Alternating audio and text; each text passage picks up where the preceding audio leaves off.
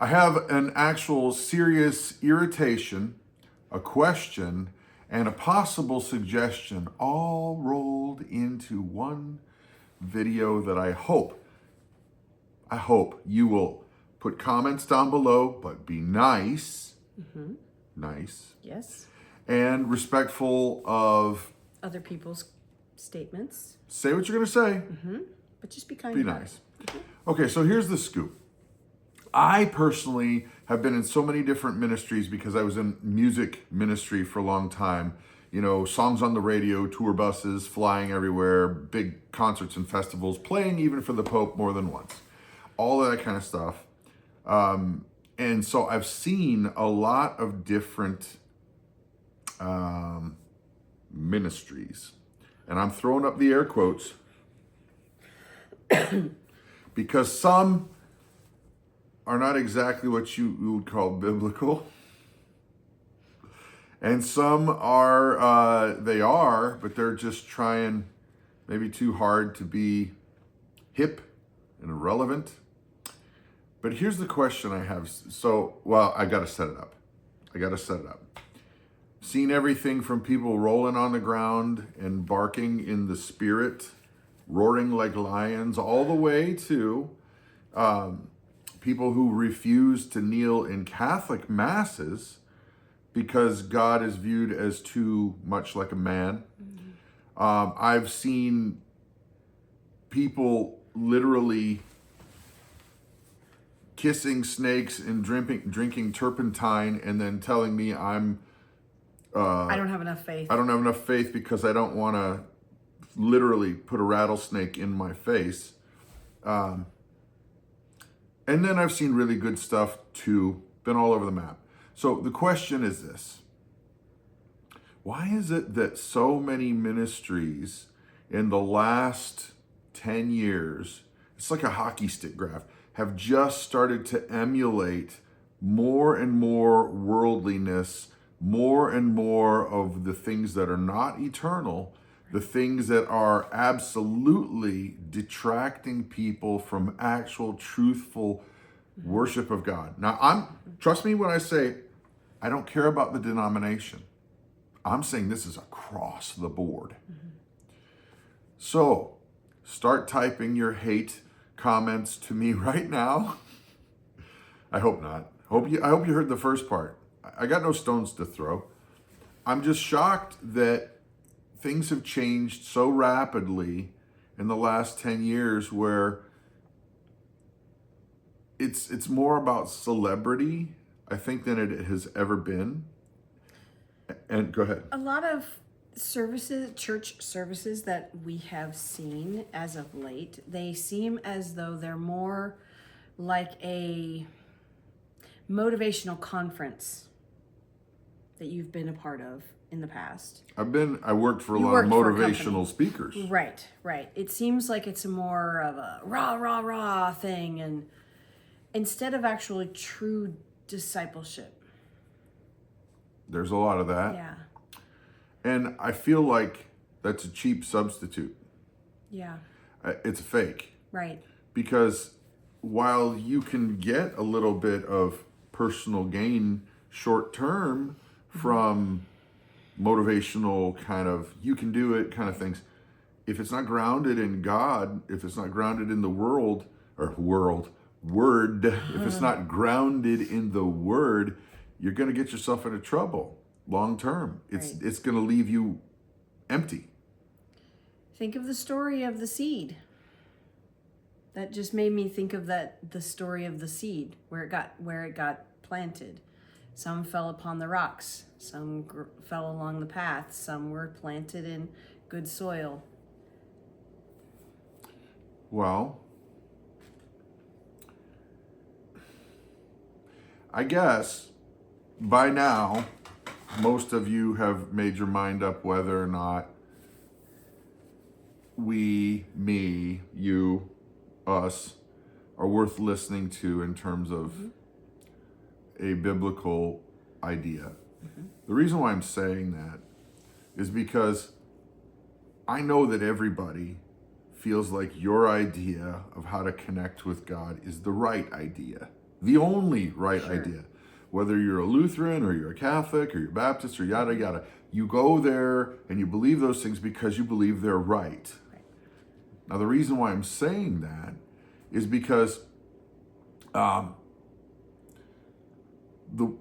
this transcends all of that. I've seen Lutheran ministries that were rock solid 10 years ago. They're so desperately trying to get as many tattoos on their neck and put a rock show on and do all of the stuff that just is completely nothing like what they did because they're grasping at straws to try to stay relevant. The same as Catholics and Baptists. I'm not picking on Lutherans at all. Right. What I'm saying is I think that there's a division that's happening in the church that's actually healthy, but people who are in ministry are so trying desperately to keep their status quo that they won't let it go. Because I think, if I'm reading my scriptures right, the gospel does divide people. It really does. People who choose to submit to God and those who don't. And to try to push people to this place of it looks so cool and so hip and watering down theology and making it like Jesus and God light instead of it is simply enough. Right. Right. And I just wonder, are there places that are really pushing back on this? Like, I'm maybe some of you go to churches like that are pushing back, and I hope so. I really, really do.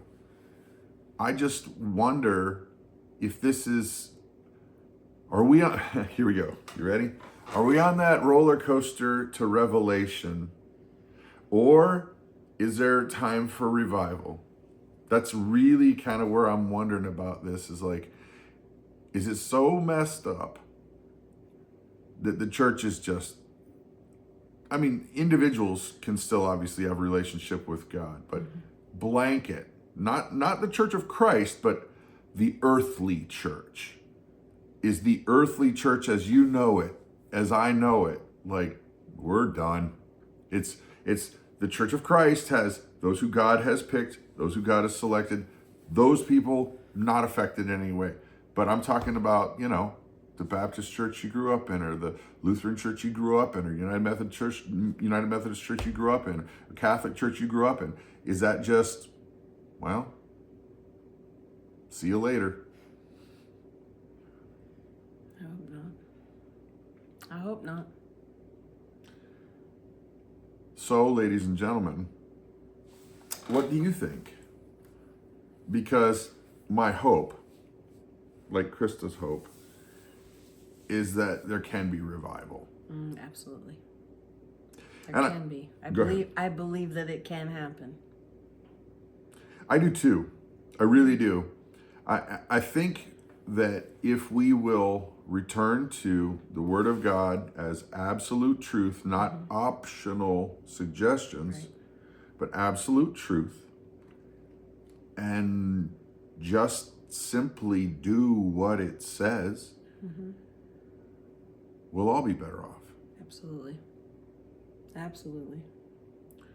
So what are your thoughts? I know that the title of this video is God versus the world kind of thing. And that was not clickbait, because the church has been adopting too much of the world. Yes. Yes. Yeah. If you got spotlights and, looks like a disco hall when you come into church. Well, Careful. okay, because I've been in professional music for a long time. Do you know that the single biggest purchaser of sound reinforcement concert equipment, whether it's speakers or lighting or laser beams or smoke machines, fog machines, projectors, and multi-million-dollar facilities, you know who it is? It is not Ozzy Osbourne. It is not Pink. It's not Taylor Swift. It is not Taylor Swift. No. It is the church. Doesn't matter what denomination you are, that's where the money gets spent. That's disturbing. I'm not saying that you should not have good production. What I'm saying is there's a very gigantic line between we're just trying to do this to stay relevant versus we want to put out quality. Yeah, it should not be your main focus. The main focus should be discipleship. Matthew chapter 28. Yep. So, food for thought. It's actually what I'm going to preach on tomorrow. Mm-hmm. So when you see this, if you were at church, you probably heard some similar things. Mm-hmm. But if you want to jump into a Bible study community, devotional, people don't fight about scriptures. We read the Bible. We talk about it, unpack it. It's a live stream, Monday through Thursday, 8:30 a.m. Central. It is at Everyday Outreach on YouTube. You can also look on everydayoutreach.com for any free music. And so 8:30 Central, Monday through Thursday at Everyday Outreach on YouTube. Yeah. Yeah. Nice in the comment section.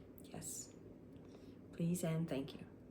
Guys have an amazing and Blessed day. bye guys.